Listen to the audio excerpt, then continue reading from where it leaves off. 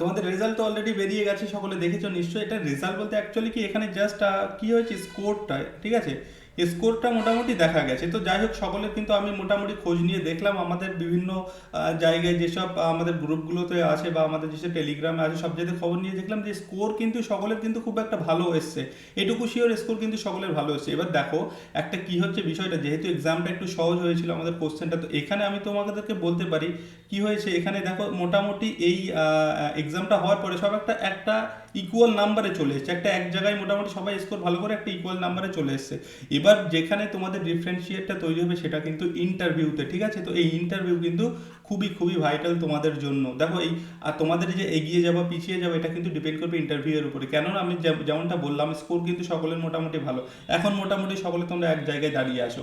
এবার ইন্টারভিউ এর উপরে তোমার কিন্তু যতটা নাম্বার তুমি এখান থেকে নিতে পারো বা তুলতে পারো, তাহলে কিন্তু তুমি এগিয়ে যাবে, তোমার চাকরি পাওয়ার সম্ভাবনাটা বেড়ে যাবে। এটাই হচ্ছে মেন ব্যাপার। সুতরাং ইন্টারভিউটাকে কেউ হালকাভাবে নেবে না, খুবই খুবই ইম্পর্টেন্ট। এখনও প্রিপারেশন যারা শুরু করোনি তাদের কাছে রিকোয়েস্ট করছি, প্রিপারেশন শুরু করে দাও। ইন্টারভিউ ইটস ভেরি ভাইটাল, ঠিক আছে, তোমাদের চাকরিটা পাওয়ার জন্য। সুতরাং ইন্টারভিউটাকে সবাই সিরিয়াসলি নাও, কেউ টাইম নষ্ট করো না, যথেষ্ট এখনো যা টাইম আছে ভালোভাবে প্রিপারেশন শুরু করে দাও, ঠিক আছে। সে তুমি যেখান থেকে প্রিপেয়ার করতে পারো, যেখান থেকে, বা তোমাকে ইন্টারভিউ প্রিপারেশনটা ভালোভাবে নিতে হবে, তোমার ইন্টারভিউটা যেন ভালো হয়। ওকে। তো আমাদের কিন্তু ইন্টারভিউর জন্য আমাদের চ্যানেলে অলরেডি আমরা অনেক ভিডিও আপলোড করেছি, এখনো হবে। তো আজকে আমরা কিছু টার্মস নিয়ে আলোচনা করবো। দেখো এই টার্মসগুলো হচ্ছে অ্যাকচুয়ালি আমরা যে ধরনের লিটারেরি টার্মস পড়েছি, যেমন আমাদের নভেল রিলেটেড, ঠিক আছে, তারপরে পোয়েট্রি রিলেটেড, স্টোরি রিলেটেড বা ড্রামা রিলেটেড, তেমনটা নয়। আমরা কিছু টার্মস আজকে আলোচনা করবো যেটা বেস লিটারেচার উপরে বেস করে কিছু টার্মস হয়, সেই টার্মসগুলো আজকে আলোচনা করবো, যেগুলো তোমাদের ইন্টারভিউতে কিন্তু এই টার্মসগুলো ধরে থাকে। বিশেষ করে এই যে হিস্ট্রি অফ ইংলিশ লিটারেচারের জায়গা থেকে সবাইকেই প্রশ্ন ধরবে, ঠিক আছে। তার উপরে বেস করে আমরা কিছু টার্মস আছে, এই লিটারেচারের উপরে কিছু টার্মস আছে, সেই টার্মসগুলো আমরা আজকের ভিডিওতে আলোচনা করব, ঠিক আছে।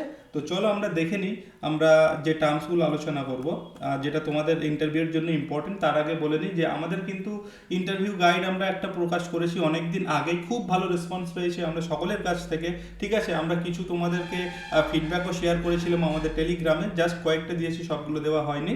তো যাই হোক, একটা কথা বলে দিই, এই ইন্টারভিউ গাইড তোমরা যারা নিয়েছো খুব ভালোভাবে প্রিপারেশন নাও, খুব ভালোভাবে প্রিপেয়ার করো, এই পুরো গাইড বুকটা কমপ্লিট করো। তোমাদের এখান থেকে আমি বলে দিচ্ছি যে 80 থেকে 90% তোমাদের কিন্তু কভার হয়ে যাবে এই গাইড বুক থেকে। ওকে। সঙ্গে তোমরা টেলিগ্রামটা একটু ফলো করবে, যেসবগুলো দেওয়া হয় সেখানে সেগুলো অবশ্যই করে যাবে। দেখবে তোমাদের ইন্টারভিউ আশা করছি খুব ভালো হবে, ঠিক আছে, অন্যদের থেকে যথেষ্ট এগিয়ে থাকবে।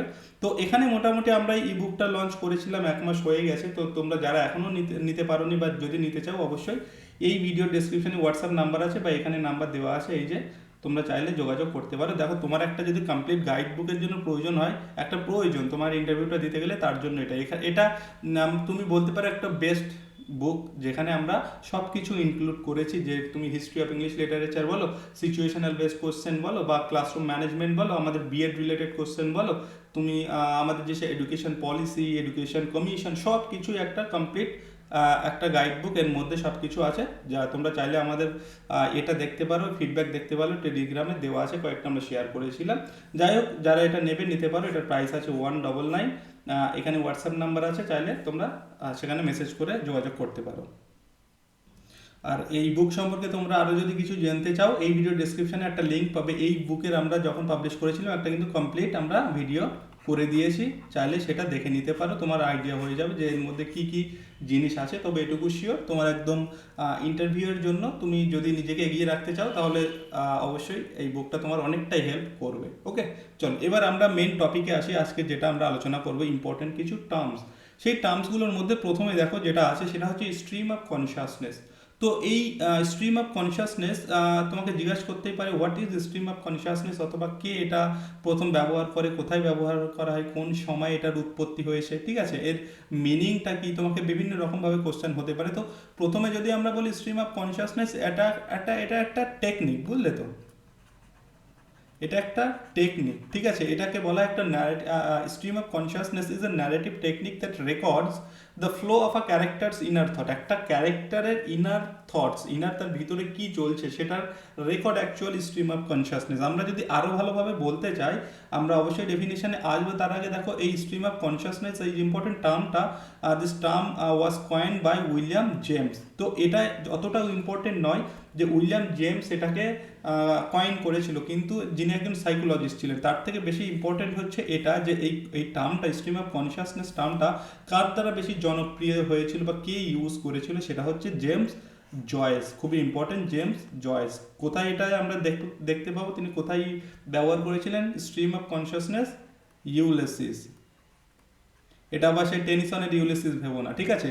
আর হচ্ছে ভার্জিনিয়া উলফ, খুবই ইম্পর্টেন্ট এই দুটো নাম, James Joyce and Virginia Woolf. Virginia উলফের দ্য মিসেস ডলওয়ে একটা লেখা আছে, সেখানে আমরা ব্যবহার এটা দেখতে পাবো। তো এই যে জেমস জয়েস, ভার্জিনিয়া উলফ, এরা কোন পিরিয়ডের বলো তো?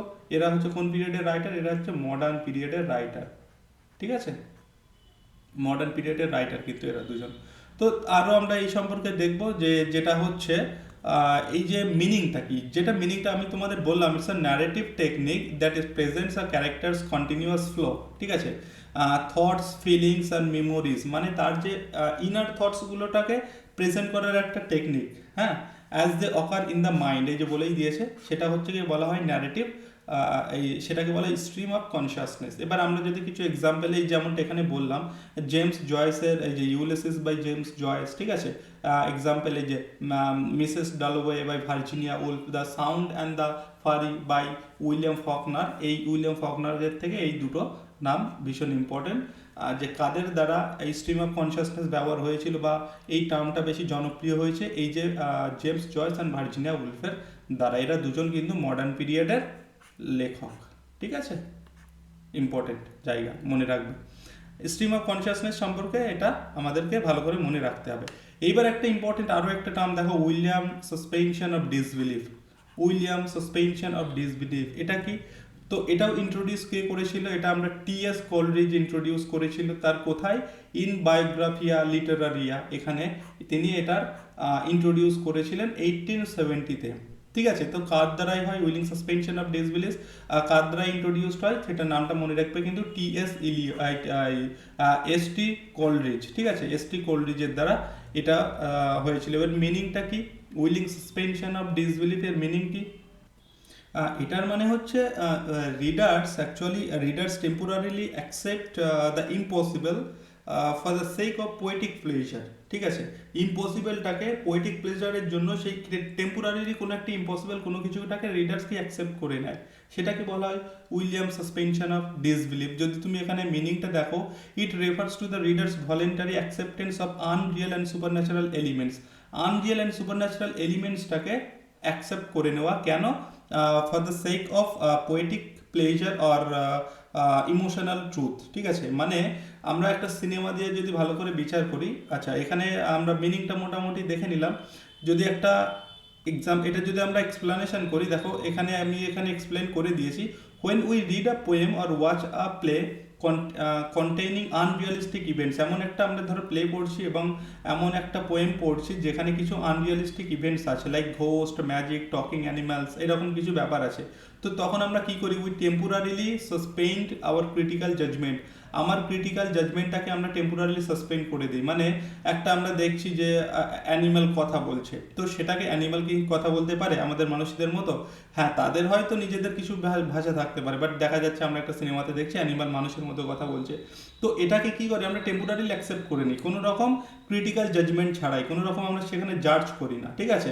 And believe in the unbelievable, এবং আনবিলিভেবল জিনিসটাকে আমরা বিলিভ করে নিই, to emotionally engage with the story. সেই স্টোরিটার সঙ্গে বা সেই গল্পটার সঙ্গে আমাদের এঙ্গেজমেন্টটা বাড়ানোর জন্য আমরা টেম্পোরারিলি সেই অবাস্তব জিনিসটাকে অ্যাকসেপ্ট করে নিই। এটাকেই বলা হয় উইলিং সাসপেনশন অফ ডিসবিলিভ, যেটা এস.টি. কোলরিজের দ্বারা ইন্ট্রোডিউসড হয়েছিল, ঠিক আছে, ইন বায়োগ্রাফিয়া লিটারারি 1817-এ। টার্মটা খুবই ইম্পর্টেন্ট, মনে রাখবে। এক্সাম্পল যদি দেখি, এই আমরা এই কোলরিজের যে লেখাটা আছে, The Rime of the Ancient Mariner, we believe a talking bird, এখানে একটা টকিং বার্ডের কথা বলা হয়েছে, সেটাকে বিশ্বাস করা হয়, ঠিক আছে। তোর The Rime of the ancient mariner, এটা কিন্তু খুবই ইম্পর্টেন্ট, কোল্ডরিজের লেখা। অবশ্যই কোল্ডরিজ আর শেক্সপিয়ারের যৌথ উদ্যোগে যেটা তৈরি হয়েছিল লিরিক্যাল ব্যালাড, সেটাও কিন্তু ইম্পর্টেন্ট। ওকে, তো যাই হোক, এই যে rime of the ancient mariner, এটা ইম্পর্টেন্ট। এখানে আমরা উইলিয়াম সাসপেনশন অফ ডিসবিলিফের ইউজ দেখেছি। তারপরে শেক্সপিয়ারের ম্যাকবেথে দেখেছি we accept the witches and prophecies, উইচেসদের আমরা বিশ্বাস করে নিয়েছি পড়ার সময়, এবং তাদের প্রফেসগুলিকে as the part of the play's reality. ঠিক আছে, এটাকে বলা হয় উইলিং সাসপেনশন অফ ডিসবিলিফ। আচ্ছা, এটার সিগনিফিকেন্সটা কি, এটা কি করছে? It allows imaginative literary to work, without it fantasy, myth or romantic poetry would lose their emotional power. তো আমাদের অ্যাকচুয়ালি পোয়েট্রির মধ্যে ইমোশনাল পাওয়ার আনার জন্যই আমরা এটা ইউজ করে থাকি, বা কোল্ডরিজ ইউজ করেছিলেন। আদারওয়াইজ এই যে দেখো, এই যে ফ্যান্টাসি, মিথ, রোম্যান্টিক পোয়েট্রি, এইগুলো তাদের ইমোশনাল পাওয়ারটাকে লুজ করবে, মানে অতটা ইন্টারেস্টিং হবে না, সেজন্যই। ক্লিয়ার? চলো, নেক্সট আমরা একটা টার্ম দেখবো, সেটা হচ্ছে metaphysical poem. Very very important, VVI লিখে নাও বা স্টার মেরে নাও। মেটাফিজিক্যাল পোয়েম খুবই খুবই ইম্পর্টেন্ট। মেটাফিজিক্যাল, আমরা যদি প্রথম পোয়েটদের কথা বলি, পোয়েম তো সম্পর্কে আমরা আলোচনা করব। সবার নাম আগে যেটা আসবে, জন ডান। ঠিক আছে, জন ডান। তারপরে আরও কি আছে? আরও আছে অনেকেই, আমরা দেখবো এক এক করে। তো এখানে মোটামুটি মেটাফিজিক্যাল পোয়েমটা কোন সময় ইন্ট্রোডিউস হয়েছিল? 17th century. ঠিক আছে, 17th সেঞ্চুরিতে এটা ইন্ট্রোডিউসড হয়। এবং এর কি পোয়েটস যদি আমরা দেখি, দেখো সবার আগে আমাদের আসবে John Donne, George Herbert, Andrew Marvell. Andrew মার্ভেলের লেখা কি আছে বলো তো? To his coy mistress, to his coy mistress, ভীষণ ইম্পর্টেন্ট এই মেটাফিজিক্যাল পোয়েমের মধ্যে। অ্যান্ড্রিউ মার্ভেলের লেখা to his coy mistress. And John ডানের কি? জন ডানের দ্য ক্যানোনাইজেশন। আমি আর লিখলাম না, ঠিক আছে, দ্য ক্যানোনাইজেশন। তো এটা মোটামুটি কি পোয়েটসদের মধ্যে, এটা John Donne, George Herbert and Andrew Marvell, এই নামগুলো মনে রাখবে। হেনরি ভনও আছে। ঠিক আছে, তারপরে আমরা যদি দেখি এর কিছু ফিচার্সের কথা যদি বলি, ফিচার্সগুলো দেখো, প্রথম হচ্ছে ইউজ অফ মেটাফিজিক্যাল কনসেপ্ট। মানে মেটাফিজিক্যাল কনসেপ্ট মানে হচ্ছে যেখানে এক্সটেন্ডেড মেটাফোর্স ইউজ করা হয়। অ্যান্ড এক্সটেন্ডেড মেটাফোর আমরা কিন্তু এখানে দেখেছিলাম, আমরা যখন ফিগার অফ স্পিচ পড়েছি। ঠিক আছে, তো এখানে এক্সটেন্ডেড মেটাফোর ইউজ করা হয়। ফিলোসফিক্যাল অ্যান্ড স্পিরিচুয়াল থিম, এর থিম হবে ফিলোসফিক্যাল অ্যান্ড স্পিরিচুয়াল। অবশ্যই মেটাফিজিক্যাল মানে কি বলো তো? Beyond physical. ঠিক আছে, তোমরা পড়েছো গ্রাজুয়েশন করার সময়। তারপরে এর মধ্যে blend of emotion and intellect অবশ্যই থাকবে। Dramatic opening and abrupt style. ঠিক আছে, তো এখানে মেটাফিজিক্যাল পোয়েমে কি হয় সাধারণত, কি দেখো, কিছু ইন্টেলেকচুয়াল উইট ইউজ হয়। ঠিক আছে, ইন্টেলেকচুয়াল উইট, তারপরে কমপ্লেক্স ইমাজারি অ্যান্ড মেটাফিজিক্যাল কনসেপ্ট অবশ্যই থাকবে সেখানে। ঠিক আছে, এইগুলো মোটামুটি ফিচার্স। আর যদি এর ইম্পর্টেন্ট রাইটারদের নাম বলে, অবশ্যই জন ডান, জন ডান ক্যানোনাইজেশন মনে রাখবে। আরও এক্সাম্পল আছে, আমি দেখাবো তোমাদের। অ্যান্ড অ্যান্ড্রিউ মার্ভেলের to his coy mistress most important এক্সাম্পলের মধ্যে। ঠিক আছে, আচ্ছা, আমাদের এখানে অ্যানিমেশনটা একটু উল্টোপাল্টা হয়ে গেছে। যাই হোক, মিনিংটা কি? A type of poetry that deals with abstract ideas like love. একটা পোয়েট্রি যেটা ডিল করে অ্যাবস্ট্রাক্ট আইডিয়াস নিয়ে। সেই অ্যাবস্ট্রাক্ট আইডিয়াগুলো হতে পারে লাভ, রিলিজিয়ন অ্যান্ড ডেথ। ঠিক আছে, ইউজিং ইন্টেলেকচুয়াল উইট, লজিক, এখানে intellectual wit, logic and unusual comparison use করা হয়, যেটাকে বলা হয় কনসিট। ওকে, চলো এবার আমরা কিছু এক্সাম্পল দেখি। ডানের হচ্ছে, তোমরা এটা মনে রাখতে পারো, এ ভ্যালিডিকশন। ডানের লেখা এ ভ্যালিডিকশন, ফরবিডিং মর্নিং অ্যান্ড এর থেকে সবথেকে ভালো মনে হবে, তোমরা যেটা পড়েছো আশা করি সকলে, সেটা হচ্ছে দ্য ক্যানোনাইজেশন। এটা অবশ্যই মনে রাখবে। অ্যান্ড হারবার্টের দ্য পুলি অ্যান্ড দ্য কলার। ঠিক আছে, এটার থেকেও আরও ইম্পর্টেন্ট, যেটা আমি তোমাদের আগে বলেছি, যে অ্যান্ড্রিউ মার্ভেলের যেটা বললাম টু হিজ কয় মিস্ট্রেস, এটাও কিন্তু ইম্পর্টেন্ট, মনে রাখবে। নেক্সট হচ্ছে একটা ইম্পর্টেন্ট টার্ম আছে, সেইজ দ্য ডে। এটা তোমরা দেখবে বিরাট কোহলি। ঠিক আছে, জার্সি নাম্বার 18, আমাদের সকলের প্রিয় বিরাট কোহলি। তো বিরাট কোহলি তোমরা খুব সম্ভবত, আমি কোথায় একটা দেখছিলাম ইনস্টাগ্রাম বায়োতে, খুব সম্ভবত এটা দেখবে দেওয়া আছে, কার্পেডিয়াম মানে হচ্ছে সেইজ দ্য ডে। তার মানে কি বলো তো? মানে হচ্ছে enjoy the moment, enjoy the present. ঠিক আছে, উইদাউট ওয়ারিং অ্যাবাউট ফিউচার। তুমি যেখানে আছো সেই জীবনটাকে উপভোগ করো, যে অবস্থাতে আছো তুমি সেই পিছনের কথা চিন্তা করো না। ঠিক আছে, তো এটা নিয়ে আমরা মোটামুটি আলোচনা করি। এবার একটু দেখি, এটা হচ্ছে ল্যাটিন ফ্রেজ, এই কার্পেডিয়াম এটা হচ্ছে ল্যাটিন ফ্রেজ, যার মানে হচ্ছে সেইজ দ্য ডে। ঠিক আছে, এটা কার দ্বারা কয়েন্ড হয়েছিল? হোরাস, রোমান পোয়েট, বিখ্যাত রোমান পোয়েট হোরাসের দ্বারা এটা ইন্ট্রোডিউস হয়েছিল, যার ল্যাটিন ফ্রেজ হচ্ছে কার্পে ডিয়াম। ঠিক আছে, ওর বিরাট কোহলির বায়োতে খুব সম্ভবত এটাই দেওয়া আছে, কার্পে ডিয়াম, যার মানে হচ্ছে সেইজ দ্য ডে। এবার যদি আমরা মিনিংটা দেখি, সেইজ দ্য ডে মিনিং কি বলতো, যেটা বললাম, এনজয় দ্য প্রেজেন্ট মোমেন্ট, তুমি প্রেজেন্টটাকে এনজয় করো। For life is short and time is fleeting, জীবনটা খুবই ছোট এবং সময় পার হয়ে যাচ্ছে, তাই অহেতুক চিন্তা না করে সেইজ the day, enjoy the present moment, খুবই ইম্পর্ট্যান্ট এবং সকলে এটা আশা করি জানো। আমি এটা খুব সম্ভবত রিসেন্টলি বিরাট কোহলির ইনস্টাগ্রামের বায়োতেও খুব সম্ভবত এটা দেখছিলাম, তোমরা একবার চেক করে নিতে পারো। আচ্ছা, এর এক্সাম্পল হচ্ছে, আর এক্সাম্পলটা অতটাও ইম্পর্টেন্ট নয়, রবার্ট হ্যারিক্স টু এ হ্যারিক্স লেখা to to the virgins to make much of time, এটা না মনে রাখলেও হবে, অতটা ইম্পর্টেন্ট না। ঠিক আছে, এক্সাম্পল হিসাবে এখানে এটাও মনে রাখতে পারো, সেই অ্যান্ড্রিউ মার্ভেলের টুইস কয় মিস্ট্রেসে এটা আছে। ঠিক আছে, নেক্সট নেক্সট দেখো একটা ইম্পর্টেন্ট আরও একটা, সেটা হচ্ছে বায়রনিক হিরো। বায়রনিক হিরো হচ্ছে লর্ড বায়রন, আমরা নাম জানি লর্ড বায়রন। ঠিক আছে, আচ্ছা এই লর্ড বায়রন কোন পিরিয়ডের বলো? এই লর্ড বায়রন কোন পিরিয়ডের? এ হচ্ছে রোম্যান্টিক পিরিয়ডের। আমরা আগের দিন কিন্তু রোম্যান্টিক পিরিয়ডের উপরে ডিটেলস আলোচনা করেছি, তো লর্ড বায়রনকে আমরা সেখানে কিন্তু পেয়েছিলাম, লর্ড বায়রন। তো এই লর্ড বায়রনের হচ্ছে যেটা ইম্পর্টেন্ট, সেটা হচ্ছে বায়রনিক হিরো। এই যে লর্ড বায়রন, একে বায়রনিক হিরো বলা হতো। Actually he created a rebellious, হ্যাঁ, proud and passionate hero, that is why he is called Byronic hero. যেমন এখানে আমরা যদি ভালোভাবে দেখি, তোমার হচ্ছে তো যেটা created by Lord Byron in his poems and characters. ঠিক আছে, মিনিংটা যদি দেখি, a dark, rebellious, mysterious and passionate and proud hero, usually with a troubled past and defiant attitude toward social norms. তো এখানে একটা হিরোকে দেখানো হয়, যে হিরো একটু রেবিলিয়াস টাইপের, ঠিক আছে, প্রাইড, খুব তার প্রাইড থাকবে, তার মধ্যে মিস্টেরিয়াস কিছু ক্যারেক্টারিস্টিক থাকবে, অ্যান্ড অবশ্যই passionate and usually with a travel past, এবং যার পাস্টটাকে দেখানো হবে খুব একটা মানে খারাপ সময়ের মধ্যে দিয়ে পার হয়েছে।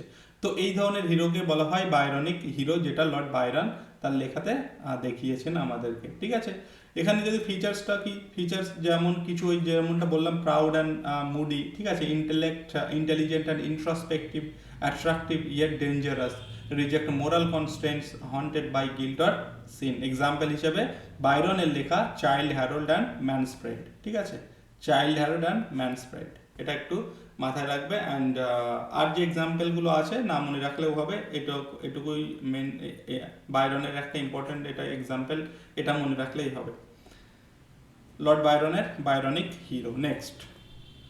নেক্সট যদি দেখি পিকারেস্ক নভেল, খুবই খুবই important, picaresque novel. What is picaresque novel? এই পিকারো ওয়ার্ডটা, এটাও তোমরা পড়েছো সকলে, সবই পড়া, জাস্ট তোমাদের একটু ঝালাই করে নেওয়ার দরকার, অনেক দিন হয়ে গেছে যেহেতু। তো এর উৎপত্তিটা কোথায় বলো তো? স্প্যানিশ ওয়ার্ড পিকারো থেকে। এই যে ওয়ার্ড স্প্যানিশ ওয়ার্ড পিকারো, এখান থেকে এর উৎপত্তি হচ্ছে পিকারেস্ক নভেল। পিকারেস্ক নভেল এমন একটা নভেল যেখানে একটা ক্যারেক্টারকে দেখানো হবে, বা আমরা বলতে পারি প্রোটাগনিস্টকে দেখানো হবে যে সে একটু মানে বদমাস টাইপের একটা লোক। মানে দেখো এখানে বলছে যে স্প্যানিশ ওয়ার্ড পিকারো মিনস হচ্ছে রগ মিনস হচ্ছে আমরা বলতে পারি বদমাইশ টাইপের লোক, ঠিক আছে, দুষ্টু টাইপের লোক। তো সেই ধরনের, মনে করে একটা সিনেমা দিয়ে আমি যদি বিচার করি, মনে করে এমন একটা সিনেমা, ঠিক আছে, সেই সিনেমার হিরো, দেখো এই হিরো আর প্রোটাগনিস্ট বিষয়টা কি বলতো? Hero and protagonist, hero and protagonist. Hero সাধারণত যার মধ্যে হিরোইক কিছু কোয়ালিটি অবশ্যই থাকবে, সে হচ্ছে হিরো।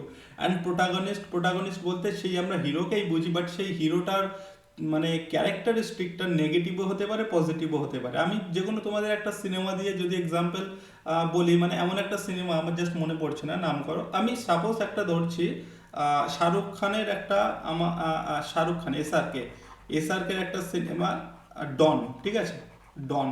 তো এই ডন টুকে আমরা যেভাবে শাহরুখ খানকে দেখেছি, সেটাকে আমরা হিরো না বলে আমরা সেটাকে প্রোটাগনিস্ট বলতে পারি। ঠিক আছে, তো মোটামুটি এই ডনের মধ্যে আমরা দেখবো যে তার সিনেমার মধ্যে তাকে দেখানো হয়েছে একটু ভিলেন টাইপের বা একটু মস্তান টাইপের, ঠিক আছে, এই ধরনের ক্যারেক্টারিস্টিক দেখানো হয়েছে শাহরুখ খানের। তো এটাকে আমরা বলতে পারি প্রোটাগনিস্ট। এবং এখানে এই যে পিকারেক্স নভেল, এই নভেলের ক্যারেক্টারগুলো এরকমই হয়ে থাকতো সাধারণত। ঠিক আছে, তো এখানে যদি আমরা ভালোভাবে দেখি আরো, দেখো এটার অরিজিন স্প্যানিশ ওয়ার্ড পিকারো থেকে, যার মিনিং হচ্ছে রগ। অ্যান্ড এখানে মিনিংটা যদি দেখি, a novel that narrates the adventures of a roguish but appealing hero, একটা বদমাস টাইপের বাট তার কাজটা অ্যাকচুয়ালি হিরো হিসেবে, মানে সে সেই নভেলের মেন চরিত্র, ঠিক আছে। তাকে সেই হিরোকে বলা হয় পিকারেস্ক, মানে তেমন একজনকে দেখানো হবে সেই নভেলে হিরো হিসাবে, living by his wits in a corrupt society, এবং যে দেখানো হবে তার একটা করাপ্ট সোসাইটিতে ওঠা বসা, বাট সে কি হয়, লিভিং বাই হিজ উইটস, সে তার বুদ্ধিমত্তা দিয়ে সেখানে মোটামুটি বিচরণ করে থাকে, এরকম একটা ক্যারেক্টারকে বলা হয়। এইরকম একটা ক্যারেক্টারের যে নভেল থাকে সেই নভেলটাকে বলা হয় পিকারেস্ক নভেল, ঠিক আছে। ফিচার্স হচ্ছে episodic structure, realistic deception of society, এটা জাস্ট মনে না রাখলেও হবে। অ্যান্ড এক্সাম্পলটা খুবই ইম্পর্টেন্ট পিকারেস্কের, যেটা হচ্ছে টম জোনসের, এই হেনরি ফিল্ডিংয়ের টম জোনস, অ্যান্ড হচ্ছে ড্যানিয়েল ডিফোর মল ফ্লান্ডার্স, ঠিক আছে, ভীষণ ভীষণ ইম্পর্টেন্ট। আচ্ছা, এই ড্যানিয়েল ডিফোর তোমাদের তোমরা সকলে তো ডেমনস্ট্রেশন রেডি করেছো। ড্যানিয়েল ডিফোর একটা লেখা আছে, কোথায় জানো, ক্লাস 9-এ খুব সম্ভবত, ক্লাস 9-এ একটা আছে, কি বলো তো, শিপরেক্ট সেলার আছে না, এই ড্যানিয়েল ডিফোর লেখা কিন্তু, ঠিক আছে। যাই হোক, এখানে এক্সাম্পল দুটো খুবই ইম্পর্টেন্ট মনে রাখবে, Tom Jones by Henry Fielding and Moll Flanders by Daniel Defoe, কিসের না, পিকারেস্ক নভেলের। নেক্সট নেক্সট দেখো বিল্ডান্স রোমান। বিল্ডান্স রোমান এটাও ইম্পর্টেন্ট একটা জায়গা, যেটা এটা সাধারণত আমরা নভেলের ক্ষেত্রে পেয়ে থাকি। বিল্ডান্স রোমান মিনিংস হচ্ছে German word meaning novel of formation, ঠিক আছে, novel of formation or education. এই বিল্ডান্স রোমান্সে কি দেখানো হয়, a novel that traces the moral and psychological and intellectual growth of a protagonist. একটা একটা প্রোটাগনিস্ট, একটা ক্যারেক্টার, একটা হিরোর গ্রোথটাকে দেখানো হয় এখানে, ঠিক আছে। সেই সেই গ্রোথটা কী কী হতে পারে, মোরাল হতে পারে, সাইকোলজিক্যাল হতে পারে, and intellectual growth from youth to maturity. Okay, তো এখানেও এক্সাম্পলটা খুবই ইম্পর্টেন্ট, ডেভিড কভারফিল্ড সকলে পড়েছো, চার্লস ডিকেন্সের, and Jane Eyre by Charlotte Bronte, great expectation by Dickens, খুবই ইম্পর্টেন্ট এক্সাম্পল, তিনটাই মনে রাখবে। আচ্ছা, এই জেন আয়ার কোন পিরিয়ডের বলো তো, জেন আয়ার এই চার্লট ব্রন্টের কোন পিরিয়ডের? এ যদি বলে তোমরা, তোমাদের এরকম প্রশ্ন ধরতেই পারে যে ভিক্টোরিয়ান পিরিয়ডের দুজন মহিলা ওমেন রাইটারের নাম বলো, তখন কিন্তু এই শার্লট ব্রন্টে, আর একজন তোমরা নাম বলতে পারো, শার্লট ব্রন্টে, আর একটা হচ্ছে জর্জ ইলিয়াট, ঠিক আছে, জর্জ ইলিয়াট, এরা দুজন কিন্তু ভিক্টোরিয়ান পিরিয়ডের দুজন নাম করা ওমেন রাইটার, এরকম প্রশ্ন তোমাকে ধরতেই পারে। ক্লিয়ার? চলো নেক্সট আমরা দেখবো এবারে, সেটা হচ্ছে ইউনিভার্সিটি উইটস। এটাও ইম্পর্টেন্ট, ইউনিভার্সিটি উইটস কাদের বলা হয়। এগুলো তোমরা যদিও আমাদের সেই ই বুকে কিন্তু এগুলো দেওয়া আছে, ঠিক আছে, তোমরা অলরেডি পেয়ে গেছো এগুলো, এগুলো কিন্তু ভালো করে করে নিও। যাই হোক, আরেকটা কথা বলে রাখবো যে সকলে কিন্তু আমাদের টেলিগ্রামে জয়েন করে যাও, ঠিক আছে, সেখানে সব রকম তোমরা আপডেট পাবে, নোটস পাবে, মেটেরিয়ালস পেয়ে যাবে। তো টেলিগ্রামে সকলে জয়েন হয়ে যাও, এই ভিডিও ডেসক্রিপশনে কিন্তু লিঙ্ক পেয়ে যাবে, জাস্ট লিঙ্কে ক্লিক করে জয়েন হয়ে যাও। ক্লিয়ার? চলো, তো ইউনিভার্সিটি মোটামুটি 16th সেঞ্চুরির সময় এটা দেখা গিয়েছিল, এটার আবির্ভাব হয় বা ইন্ট্রোডিউসড হয়, পিরিয়ডটা হচ্ছে 16th সেঞ্চুরি। এই ইউনিভার্সিটি উইটস বা কাদের বলা হয় এটা অ্যাকচুয়ালি, ইউনিভার্সিটি উইটস বলতে দেখো এখানে কয়েকজনের আমরা নাম পাবো, a group of educated playwrights from Oxford and Cambridge. Oxford and Cambridge ইউনিভার্সিটির কিছু এডুকেটেড লোকেদের একটা গ্রুপটাকে বলা হয় ইউনিভার্সিটি উইটস। তারা কি করেছিল, because actually they developed the Elizabethan drama actually, okay, with the blank words and rich characterization, তাদেরকে বলা হয় কি, university wits. A group of educated playwrights Oxford and Cambridge who developed the Elizabethan drama before Shakespeare. শেক্সপিয়ারের আগে এরা এলিজাবেথের ড্রামাগুলোকে enrich করতে সাহায্য করেছিল, এবং এই গ্রুপের মধ্যে আমরা যাদের নাম পাবো সেটা হচ্ছে ক্রিস্টোফার মার্লো। ক্রিস্টোফার মার্লো একটা ইম্পর্টেন্ট লেখা কি, ডক্টর ফস্টাস, ঠিক আছে, ডক্টর ফস্টাস, ট্যাম্বারলাইন, ঠিক আছে। তো এগুলো কিন্তু মনে রাখবে। অ্যান্ড দ্বিতীয় হচ্ছে Thomas Kyd, Robert Greene, John Lyly, Thomas Nashe and George Peele, এই নামগুলো মোটামুটি কয়েকটা এখানে তো ধরো তোমাকে ধরলো ইউনিভার্সিটি উইটস বলতে কি হয়েছে তুমি বললে, তারপর কয়েকজনের নাম বলতে বললো, সকলের বলার দরকার নেই, অবশ্যই কয়েকজনের নাম বললেই হবে। যেমন ক্রিস্টোফার মার্লো, এটার নামটা অবশ্যই বলতে হবে তোমাকে, হ্যাঁ। জন লিলির নাম বলতে পারো, জর্জ পিল বলতে পারো, এই নামগুলো একটু দেখে নেবে, এগুলো কিন্তু ইম্পর্টেন্ট। ক্লিয়ার? চলো নেক্সট হচ্ছে যদি এদের কন্ট্রিবিউশনটা আমরা দেখি, যেমনটা বলছিলাম, introduced blank verse, develop tragedy and romantic comedy, তাদের দ্বারাই এই রোমান্টিক কমেডি অ্যান্ড ট্র্যাজেডির ডেভেলপমেন্ট হয়েছিল, তারা ইন্ট্রোডিউস করেছিল blank verse and broad literary style and classical learning to drama. Example যদি হিসেবে আমরা দেখি হচ্ছে Marlowe's Doctor Faustus Kyd's The Spanish Tragedy and significance, they paved the way for Shakespeare by shaping the English stage. ঠিক আছে, তারা রাস্তাটা তৈরি করে দিয়েছিল শেক্সপিয়ারের জন্য।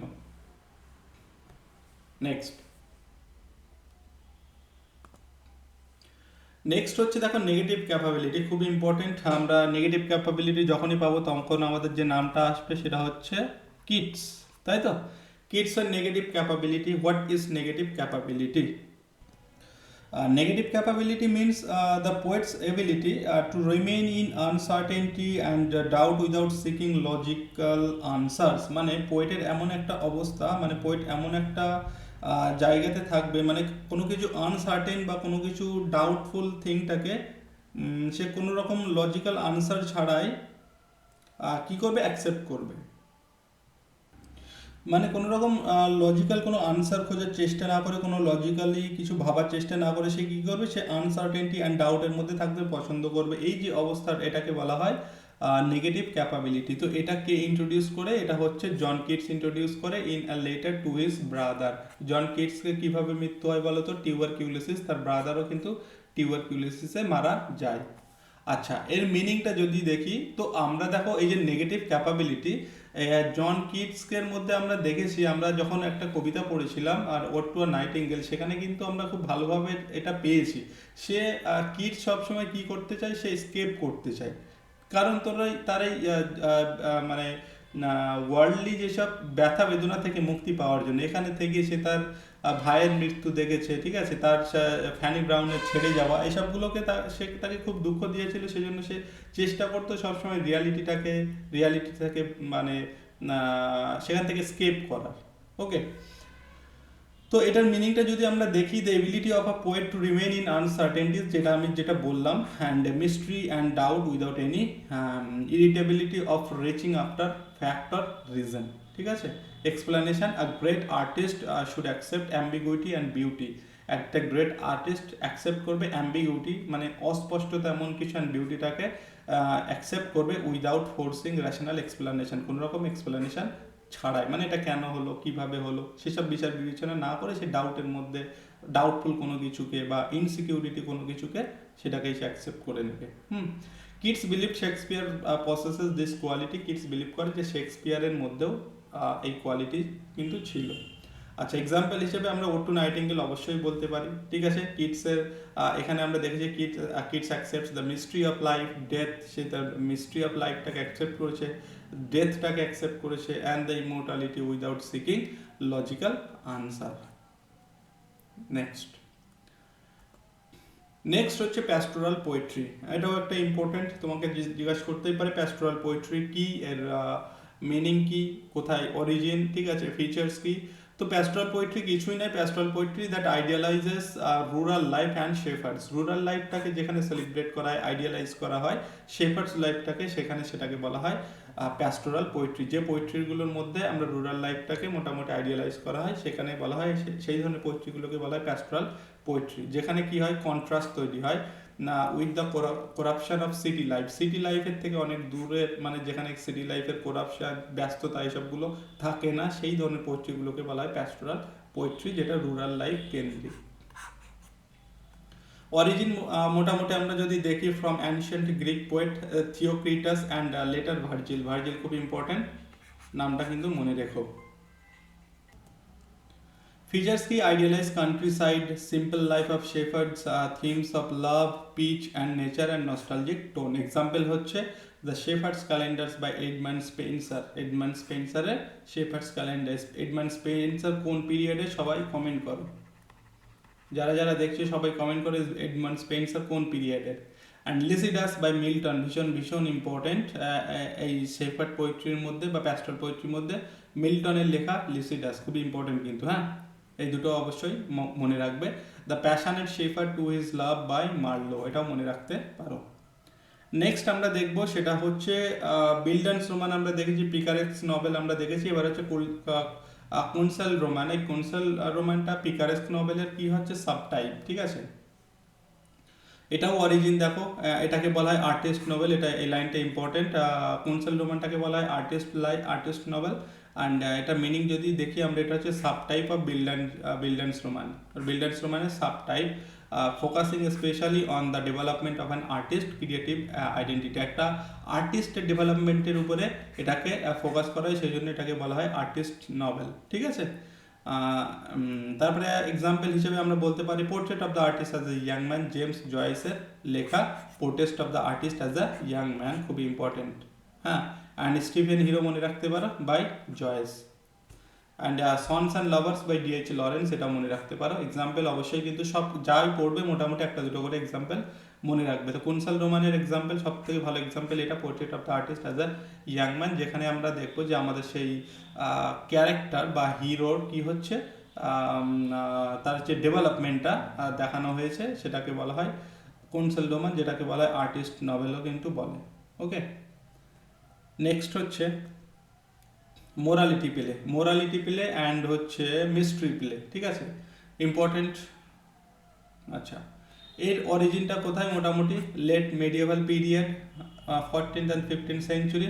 এটার মিনিংটা কি? An allegorical drama in which abstract virtues and vices are personified to teach moral lesson. মোটামুটি একটা মোরাল লেসন দেওয়ার জন্য এই প্লে লেখা হয়েছিল, এবং যেখানে হচ্ছে অ্যালিগোরিক্যাল ড্রামা, এটা অবশ্যই অ্যালিগোরিক্যাল ড্রামা মোরালিটি প্লেটা, এবং যেখানে মোরাল লেসন মানে মোরাল লেসন দেওয়ার জন্য মোটামুটি লেখা হয়েছিল।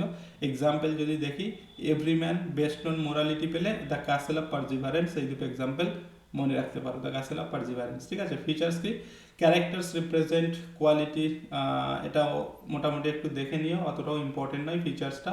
Significance, it was a bridge between miracle play and Renaissance drama. এটা একটা ব্রিজ তৈরি করেছিল, এই মোরালিটি প্লে কি করেছিল? একটা ব্রিজ তৈরি করেছিল, একটা সেতু বন্ধন তৈরি করেছিল, কোথায় না হচ্ছে মিরাকল প্লে অ্যান্ড রেনেসাঁ ড্রামার মধ্যে, ঠিক আছে।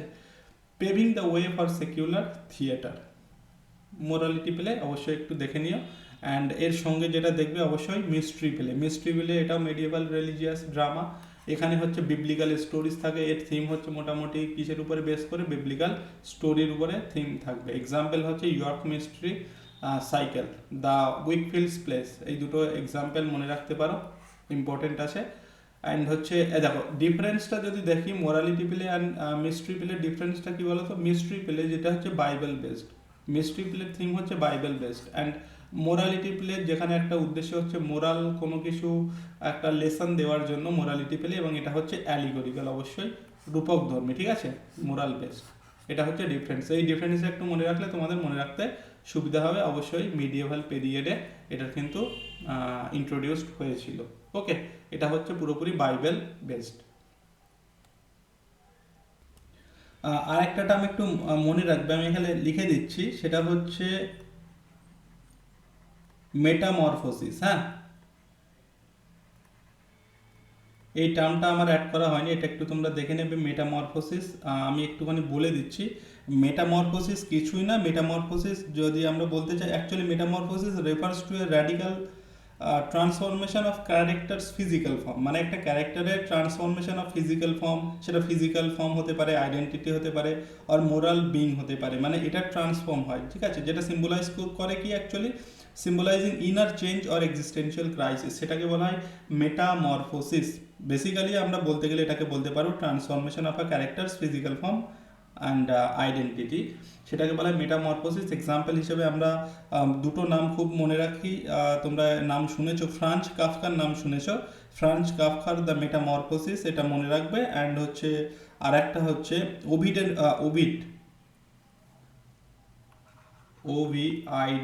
ওভিডসের মেটামরফোসিস, ঠিক আছে। মেটামরফোসিস আর একটা বললাম ফ্রাঞ্জ কাফকা, এর দ্য মেটামরফোসিস,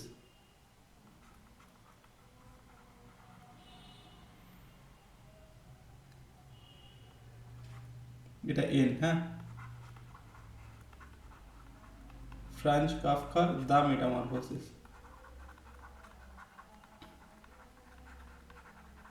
এটা একটু মাথায় রেখে দেবে এই ওয়ার্ডটা। তো এই মোটামুটি এই ওয়ার্ডগুলো একটু দেখে যে ইম্পর্টেন্ট আছে তোমাদের এক্সামের জন্য। আমরা এখানে মোটামুটি এবার শেষ করব, ঠিক আছে? আচ্ছা আচ্ছা, এখানে হ্যাঁ যেটা তোমাদেরকে বলছিলাম, তোমরা চাইলে আমাদের যে কয়েকটা আমি শেয়ার করেছিলাম সেটা এখানেও দিয়েছি, তোমরা দেখতে পারো। আমাদের এটা ইবুকের সেই বলতে পারো ফিডব্যাক, ওকে? এটা এখানে তোমরা দেখতে পারো, বা আমরা টেলিগ্রামেও শেয়ার করেছিলাম, খুব ভালো ফিডব্যাক আসে। তো তোমরা যারা অবশ্যই নেবে, ভিডিও ডেসক্রিপশনে লিঙ্ক আছে, সেখান থেকে যোগাযোগ করতে পারো, হোয়াটসঅ্যাপ নাম্বার দেওয়া আছে। তো এখানেই মোটামুটি শেষ করছি আমরা আজকের সেশন। দেখা হচ্ছে আবার নেক্সট কোনো সেশনে।